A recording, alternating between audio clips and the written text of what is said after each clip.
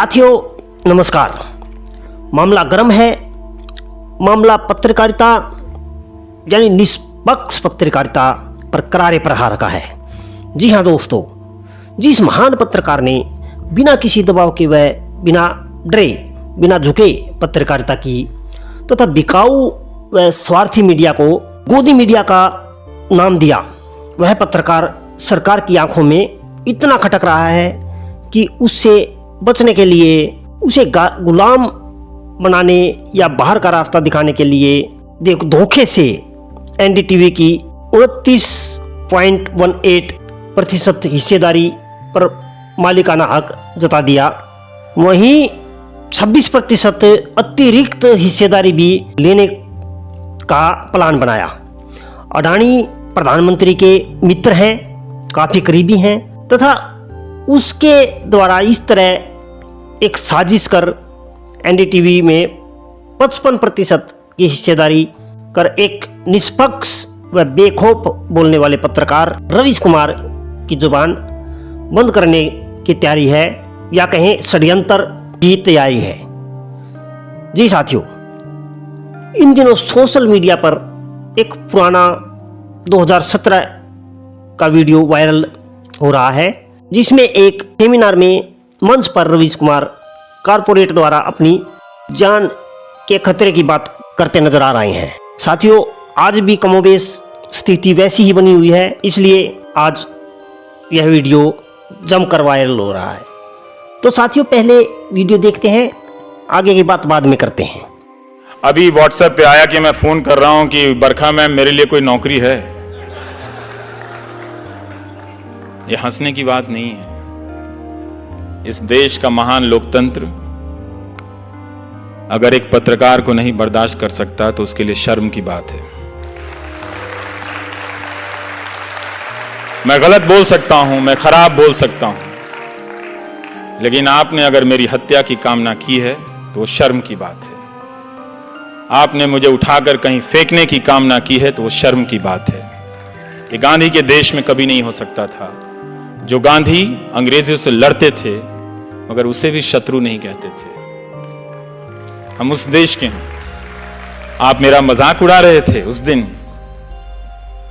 वो सबसे शर्मनाक दिन था जब मेरा फोटो तरह तरह से ट्विटर पे बनाकर चलाने लगा। किसी ने टीका लगा दिया, किसी ने गेरुआ लगा दिया। मैं पहनता हूं भाई गेरुआ, तुम पहनाओगे तो थोड़ी पहनूंगा। मैं पहनता हूं, लाखों लोग पहनते हैं गेरुआ इस देश में। क्या आप वो भी एक दिन टीवी चैनल से तय होगा कि सबको गेरुआ पहनना होगा? वो तो हम पहनते हैं अपने अपने पूजाओं में। और ये मजाक चल रहा था, तो मैं यही सोच रहा था कि क्या एक अदना सा पत्रकार इतना महत्वपूर्ण हो गया कि उसे विस्थापित करने के लिए हुकूमत इतनी चालें चलेंगी? और क्या हम नहीं जानते कि कॉरपोरेट में टेक ओवर कैसे होता है? आपने दुनिया का इतिहास नहीं पढ़ा? और क्या आप हमेशा ये होता रहा है इसीलिए होते रहने देंगे? होते रहने दीजिए। आपको लगता है कि आपको फर्क नहीं पड़ेगा, फर्क आप ही को पड़ेगा। फर्क आप ही को पड़ेगा जब आपकी आवाज पहुंचने के हर रास्ते बंद कर दिए जाएंगे।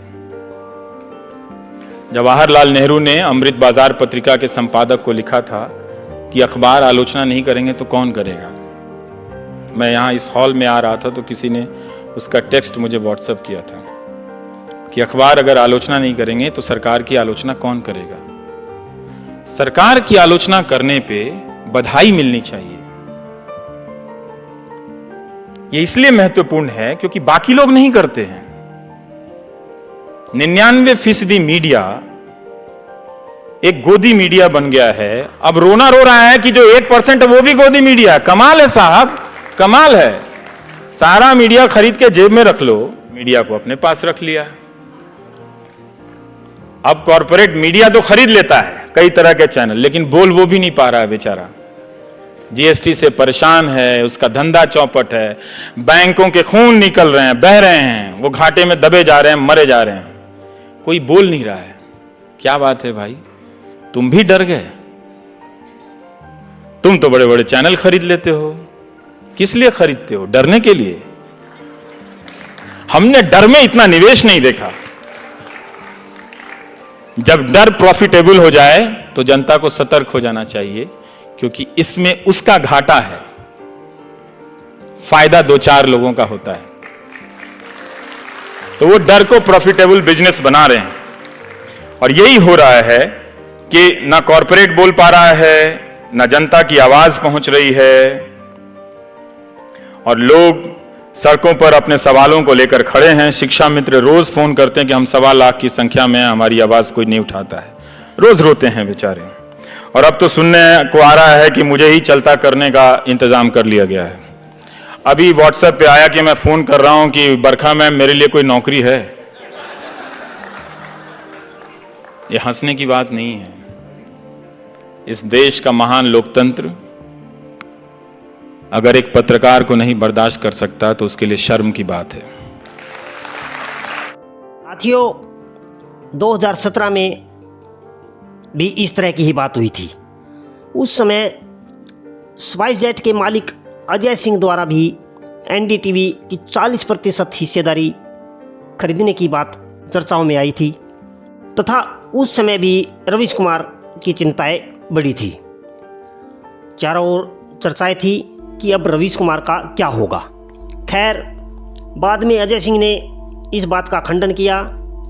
उसी दौरान का यह वीडियो आज वायरल हो रहा है। स्थिति आज भी वैसी ही बनी हुई है, लेकिन अब की बार मामला कुछ गंभीर जान पड़ता है, क्योंकि इस बार अजय सिंह नहीं, गौतम अडानी सीधे एनडीटीवी से उलझ रहे हैं। वह बहुत बड़े शातिर खिलाड़ी हैं, लेकिन एनडीटीवी भी कम नहीं है, जो एकमात्र ऐसा चैनल है जो प्रधानमंत्री मोदी की गलत नीतियों का विरोध करता है।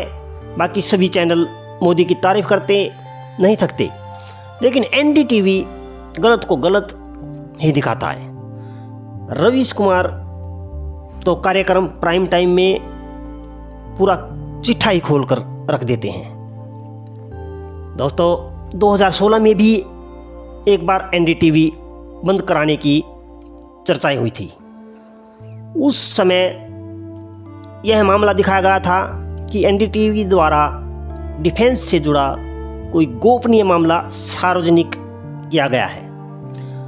तब एनडीटीवी द्वारा दलील दी गई थी कि यह मामला अन्य सभी चैनलों पर भी दिखाया गया है, यानी कि जो कंटेंट हमने दिखाया है यह अन्य चैनलों पर भी प्रसारित किया गया है।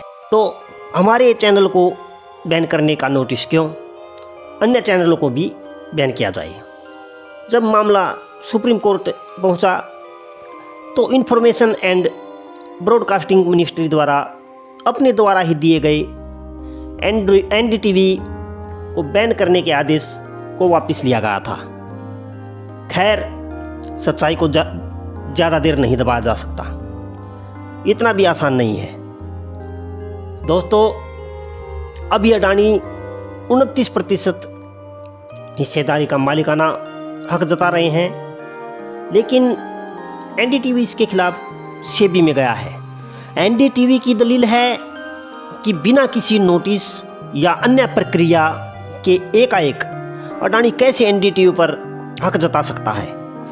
लेकिन अगर एनडीटीवी पर अडानी का मालिकाना हक हो जाता है तो रवीश कुमार का क्या होगा। वह साफ तौर पर कह रहे हैं, उन्होंने सोशल मीडिया में एक पोस्ट डालते हुए भी लिखा है कि वह त्यागपत्र नहीं देंगे।